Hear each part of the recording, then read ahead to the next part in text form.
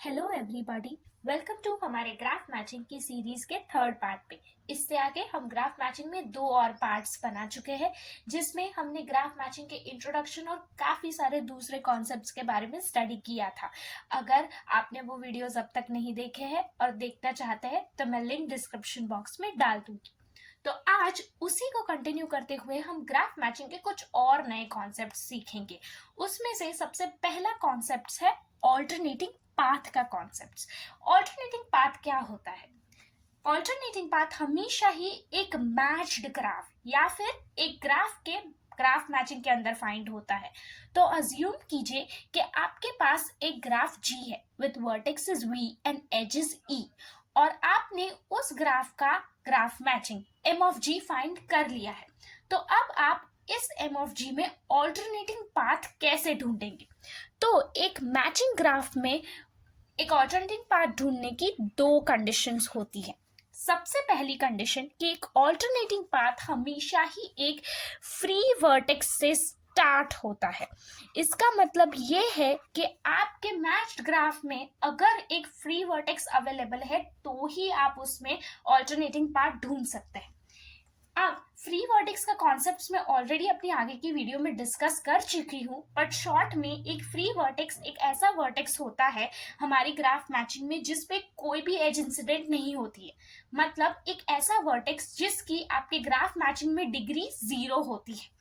तो अगर आपके ग्राफ में एक फ्री वर्टेक्स अवेलेबल है, मतलब ये पॉसिबल है कि आप उसमें एक ऑल्टरनेटिंग पाथ ढूंढ सकते हैं। तो ये तो हो गई कंडीशन नंबर 1। और कंडीशन नंबर 2 ये है कि एक ऑल्टरनेटिंग पाथ में हमेशा ही ऑल्टरनेटिवली एक मैच्ड एज और एक अनमैच्ड एज होती है। मतलब अगर आपकी वेरी फर्स्ट एज एक अनमैच्ड एज है तो आपकी सेकंड एज उस पाथ में एक मैच्ड एज होंगी। मतलब ऑल्टरनेटिवली मैच्ड एज होनी चाहिए आपके ऑल्टरनेटिंग पाथ में। चलिए ये कॉन्सेप्ट एक अच्छे से एग्जाम्पल के साथ समझते हैं ताकि आपके दिमाग में ये कॉन्सेप्ट और क्लियर हो जाए। तो अज्यूम कीजिए कि ये आपका ग्राफ G है और आपने इस ग्राफ का M of G ये फाइंड किया है। Now this is the matching of this particular graph because हमारा ग्राफ इसी ग्राफ का सब ग्राफ है और इस ग्राफ में किसी भी वर्टेक्स से डिग्री 1 से ज्यादा नहीं है। इट इज आइदर 0 और 1। तो अब इस M of G में अगर हमें एक ऑल्टरनेटिंग पाथ फाइंड करना है तो how can we do it? तो according to first condition we have to start with a free vertex, मतलब एक ऐसा वर्टेक्स जिसकी डिग्री 0 है। तो वी कुड आइदर चूज 1 या फिर 6। So let's say we are going with 1। Now, once we start with 1, हमारे ऑल्टरनेटिंग पाथ को हमारे ग्राफ G की एजेस के थ्रू ही मूव करना होगा। मतलब इस ग्राफ में अगर हम unmatched edges with this blue colour add कर देते हैं तो 1 and 2 is a unmatched edge जो हमारे इस ग्राफ में है बट इस ग्राफ में नहीं है। Similarly 3 and 4 is also an unmatched edge और 5, 6 is also an unmatched edge. So now हमारे ग्राफ में the pink colour represents the matched edges and the blue colour represents the unmatched edges. So let's say we are starting with the free vertex 1 और यहां से start करते हुए हम alternatively matched edge and unmatched edge लेते हैं। तो 1, 2 is an unmatched edge. So according to हमारी second condition, the next edge has to be a matched edge. So we go along 2, 3. So yes, 2, 3 is a matched edge. Now the next edge needs to be an unmatched edge. So we go along 3, 4, which is an unmatched edge. Similarly, next edge has to be a matched edge. And let's say we stop here.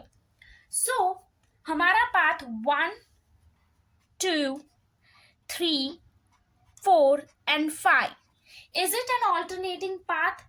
Yes, it's an alternating path because first it starts with a free vertex and along the path every alternate edge is a matched edge.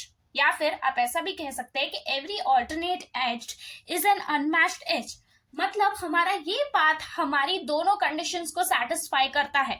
So 1, 2, 3, 4, 5 is an alternating path. Similarly let's say हम continue करते and we would have gone along 5 and 6 as well. So would this have been an alternating path too? Yes, it would would have been an alternating path because it also started with a free vertex and it also has alternatively a matched edge and an unmatched edge. Now let's say हम 1 से start करते ही 3 पे stop हो जाते तो would that also have been an alternating path? Yes, it also would have been an alternating path because this may be it started with a free vertex and alternatively it had an unmatched edge and a matched edge. Now let's say हम situation को थोड़ा change करते हैं. Now let's say कि ऊपर के graph G के लिए we would have found this matching of G instead of this matching of G. Now this is also a matching of G. Assume that the pink edges are the matched edges and the blue edges are the unmatched edges. So now if you look clearly तो इस graph में हमारे सारे vertices की degree 1 है. That means it is also a matching of this particular graph. It follows the rules of matching. But क्या आप इस particular matching में एक alternating path ढूंढ सकते हैं? Then the thing is no you cannot because हमारे alternating path की first condition specify करती है that your alternating path should start with a free vertex and in this particular graph you do not have a free vertex because सारे vertices पे at least एक matched edge incident है. मतलब हमारे सारे vertices की डिग्री 1 है. There is no free vertex available in your matching graph. मतलब आप इस ग्राफ के लिए एक ऑल्टरनेटिंग पाथ नहीं ढूंढ सकते हैं because of the unavailability of a free word. तो ये तो हो गई ऑल्टरनेटिंग पाथ की बात. अब बात करते हैं ऑगमेंटिंग पाथ के बारे में. ऑलवेज रिमेंबर गाइस कि हमने इससे आगे ऑल्टरनेटिंग पाथ पढ़ा था और ये है ऑगमेंटिंग पाथ. तो अभी ऑगमेंटिंग पाथ क्या होता है? सबसे पहला पॉइंट ऑगमेंटिंग पाथ में ये याद रखिए कि आपके सारे ऑगमेंटिंग पाथ हमेशा ऑल्टरनेटिंग पाथ तो होंगे ही. मतलब आपके ऑगमेंटिंग पाथ में भी ऑल्टरनेटिव पाथ की दोनों कंडीशंस आएंगी ही. मतलब आपका ऑगमेंटिंग पाथ भी हमेशा ही एक फ्री वर्टेक्स से स्टार्ट होगा और आपके ऑगमेंटिंग पाथ में भी ऑल्टरनेटिवली एक मैच्ड एज और एक अनमैच्ड एज होगी. तो फिर ऑल्टरनेटिंग पाथ और ऑगमेंटिंग पाथ में अलग क्या है? ऑगमेंटिंग पाथ में एक तीसरी कंडीशन और ऐड हो जाती है एंड दैट इज कि आपका ऑगमेंटिंग पाथ एंड भी फ्री वर्टेक्स से होता है. मतलब आपके ऑगमेंटिंग पाथ में अभी 3 कंडीशंस हो गई. वो स्टार्ट फ्री वर्टेक्स से होता है, एंड फ्री वर्टेक्स पे होता है और उसकी ऑल्टरनेटिंग एजेस मैच्ड और अनमैच्ड होती है.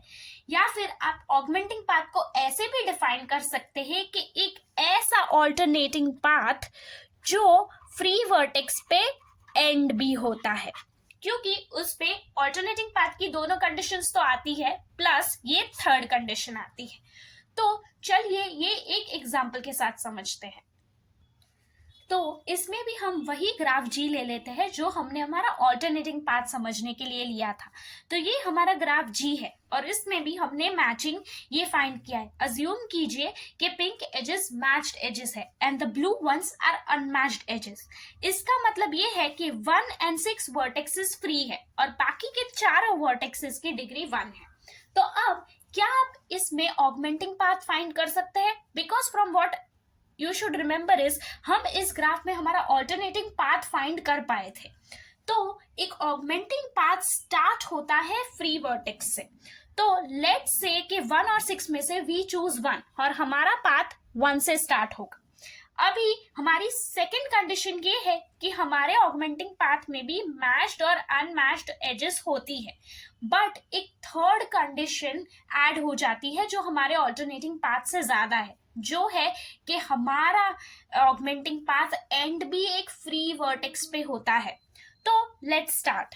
हमने स्टार्ट किया 1 से. Okay so we move forward और हमारी सबसे पहली एज है एक अनमैच्ड एज. तो next edge should be a matched edge. तो yes 2 3 is a matched edge so we move along. तो अब हमारी नेक्स्ट एज एक अनमैच्ड एज होनी चाहिए. So yes we move forward with an unmatched edge. Then we again move forward with a matched edge. तो अगर आपको याद हो तो ऑल्टरनेटिंग पाथ के टाइम पे we stopped at 5. तो सिमिलरली हम यहाँ पे भी 5 पे स्टॉप हो गए. तो is this an augmenting path? तो ये हमारे लास्ट एग्जांपल में एक ऑल्टरनेटिंग पाथ तो था, पर क्या ये ऑगमेंटिंग पाथ है? नहीं, because 5 is a matched vertex, और हमारे ऑगमेंटिंग पाथ की डेफिनेशन कहती है कि हमारे ऑगमेंटिंग पाथ को एंड भी होना होगा एक अनमैच्ड या फिर फ्री वर्टेक्स पे। तो we can not stop at 5, this is not an augmenting path even if it is an alternating path. तो आपको डिफरेंस क्लियर हो रहा है दिमाग में? तो लेट्स से वी कंटिन्यू, और हम 5 के बाद कंटिन्यू कर रहे हैं 6 पे। तो हमारी नेक्स्ट एज अनमैच्ड एज है, जैसा हमारी डेफिनेशन सजेस्ट करती है। तो क्या ये एक ऑगमेंटिंग पाथ है? तो yes, this is an augmenting path because 6 एक फ्री या फिर अनमैच्ड वर्टेक्स है, so this one is an augmenting path. पर अगर आपको याद हो तो पिछले एग्जाम्पल में ये एक ऑल्टरनेटिंग पाथ भी था। मतलब ऑलवेज रिमेंबर कि आपके सारे ऑगमेंटिंग पाथ ऑल्टरनेटिंग पाथ होंगे, बट ये जरूरी नहीं है कि आपके सारे ऑल्टरनेटिंग पाथ एक ऑगमेंटिंग पाथ हो। जैसे हमारा 1 2 3 4 और 5 था, ये एक ऑल्टरनेटिंग पाथ तो था, बट ये एक ऑगमेंटिंग पाथ नहीं है। तो अब सेकेंड एग्जाम्पल के साथ समझते हैं। तो अब अज्यूम कीजिए कि हमने इस ग्राफ की ये मैचिंग के बदले ये मैचिंग ड्रॉ किया होगा। इफ यू रिमेंबर कि हम ऑल्टरनेटिंग पाथ के केस में इस ग्राफ में ऑल्टरनेटिंग पाथ नहीं ढूंढ पाएंगे थे because there was no free vertex available. तो क्या आप इस ग्राफ में एक ऑगमेंटिंग पाथ ढूंढ पाएंगे? नहीं, बिकॉज देर इज नो वे कि आप एक ऑगमेंटिंग पाथ इस ग्राफ में भी ढूंढ पाए अगर आपको ऑल्टरनेटिंग पाथ नहीं मिला होगा, because an augmenting path is always an alternating path.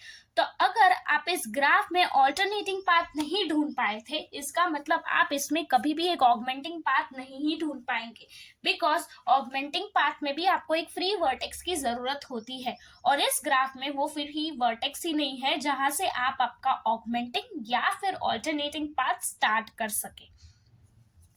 तो ये तो हो गई ऑल्टरनेटिंग और ऑगमेंटिंग पाथ की बात। अब चलिए ऑल्टरनेटिंग और ऑगमेंटिंग पाथ से रिलेटेड एक बहुत अच्छे कॉन्सेप्ट को समझते हैं। लेट्स अज्यूम कि ये आपका ग्राफ G है, जिसके लिए आपने M1G मैचिंग फाइंड की हुई है, where the pink edges are the matched edges and blue edges are the unmatched edges. तो क्या आप M1G में एक ऑल्टरनेटिंग पाथ फाइंड कर सकती है? तो ऑल्टरनेटिंग पाथ की फर्स्ट कंडीशन ये सजेस्ट करती है कि आपका ऑल्टरनेटिंग पाथ एक फ्री वर्टेक्स से स्टार्ट होता है, और इस केस में हमारे पास 3 फ्री वर्टेक्स है, 1 6 एंड 7। सो लेट्स अज्यूम कि हमारा पाथ 1 से स्टार्ट होता है। ऑल्टरनेटिंग पाथ की सेकेंड कंडीशन ये सजेस्ट करती है कि आपके ऑल्टरनेटिंग पाथ में ऑल्टरनेटिवली एक अनमैच्ड और मैच्ड एज आएगी। तो if we start with 1, तो 1 2 is an unmatched edge, so next edge should be a matched edge. So yes, 2 3 is a matched edge, so we continue. Similarly, अब बारी आती है एक अनमैच्ड एज की, तो yes, 3 4 is an unmatched edge, then a matched edge like 4 and 5, और फिर एक unmatched as like 5 and 6. But yes, we will have to stop here because according to the definition of alternating path, इसके बाद एक matched edge आनी चाहिए, but 6 7 के case में ऐसा नहीं है। इसका मतलब हमारा पाथ यहाँ पे खत्म हो जाएगा। But yes, 1 to 6 is an alternating path, मतलब आप M1G में एक alternating path ढूंढ सकते हैं। अब सेकेंड क्वेश्चन ये है कि क्या आप M1G में एक ऑगमेंटिंग पाथ ढूंढ सकते हैं? तो ऑगमेंटिंग पाथ मतलब एक ऐसा ऑल्टरनेटिंग पाथ जो एक फ्री वर्टेक्स से स्टार्ट भी होता है और एंड भी होता है। तो क्या 1 to 6 जो एक ऑल्टरनेटिंग पाथ है वो ऑगमेंटिंग पाथ भी है? तो हाँ, इस केस में ये बात सही है, because 6 is also a free vertex. इसका मतलब ये एक फ्री वर्टेक्स 1 से शुरू होता है और एक फ्री वर्टेक्स 6 से एंड होता है। इसका मतलब 1 to 6 is also N augmenting path. तो हम M1G में एक ऑगमेंटिंग पाथ भी ढूंढ सकते हैं। अब अज्यूम कीजिए कि आपने ग्राफ G के लिए M1G के बदले M2G मैचिंग फाइंड की होती। इस केस में अब क्या आप एक ऑल्टरनेटिंग पाथ ढूंढ सकते हैं? तो ऑल्टरनेटिंग पाथ एक फ्री वर्टेक्स से शुरू होता है और इस केस में हमारे पास सिर्फ एक फ्री वर्टेक्स है जो है 1। तो शुरू करते हैं। तो सबसे पहली एज एक अनमैच्ड एज है, उसके बाद आनी चाहिए एक मैच्ड एज। तो yes, 2 3 is a matched edge. उसके बाद एक अनमैच्ड एज और इसी तरह कंटिन्यू करते करते प्रीवियस केस की तरह हम 6 पे आ जाते हैं। बट इस केस में हम 6 7 एज को भी इंक्लूड कर सकते हैं हमारे ऑल्टरनेटिंग पाथ में, because 6 7 is a matched edge after our unmatched edge. So 1 से लेके 7 तक इज एन ऑल्टरनेटिंग पाथ। इसका मतलब आप M2G में भी एक ऑल्टरनेटिंग पाथ ढूंढ सकते हैं। बट अब क्वेश्चन 2 की बारी आती है, क्या आप M2G में एक ऑगमेंटिंग पाथ ढूंढ सकते हैं? तो नहीं, आप M2G में एक ऑगमेंटिंग पाथ नहीं ढूंढ सकते हैं, बिकॉज ऑगमेंटिंग पाथ की डेफिनेशन ये सजेस्ट करती है कि आपका ऑगमेंटिंग पाथ शुरू और खत्म दोनों फ्री वर्टेक्स से होना चाहिए, और इस केस में हमारे पास सिर्फ एक फ्री वर्टेक्स है जो है 1। तो देयर इज नो वे कि आपका ये पाथ एक फ्री वर्टेक्स पे खत्म होगा। इसका मतलब आप M2G में एक ऑगमेंटिंग पाथ नहीं ढूंढ सकते हैं। तो अब M1G और M2G में क्या डिफरेंस है? M1G में नंबर ऑफ मैच्ड एजेस कितनी है? 1 and 2, that is 2। और M2G में 1 2 3, that is 3 edges। तो इन दोनों में से मैक्सिमम मैचिंग कौन सा है? ऑफ कोर्स M2G है, बिकॉज मैक्सिमम मैचिंग ये सजेस्ट करता है कि इस पॉइंट के बाद आप अपने ग्राफ में कोई भी एज नहीं डाल सकते हो जिसके बाद आपका ग्राफ मैच्ड ग्राफ भी रहे और आपकी एज भी डल गई हो। क्या आप M2G में कोई भी एज ऐसी डाल सकते हो जिसके बाद आपका ग्राफ मैच्ड ग्राफ भी रहे? नहीं, there is no possibility of adding such edge. पर क्या आप M1G में ऐसी कोई एज डाल सकते हो जिसके बाद आपका ग्राफ मैच्ड ग्राफ ही रहे? तो यस, आप 6 7 ऐड कर सकते हो जिसके बाद भी आपके ग्राफ के सारे वर्टेक्सेस की डिग्री 1 या 1 से कम रहेगी। इसका मतलब ये मैच्ड ग्राफ ही रहेगा। So this proves that M2G is a maximum matched graph। तो यहाँ पे कॉन्सेप्ट क्या बनता है? कॉन्सेप्ट ये बनता है कि आप कभी भी एक मैक्सिमम मैचिंग में एक ऑगमेंटिंग पाथ नहीं ढूंढ पाएंगे।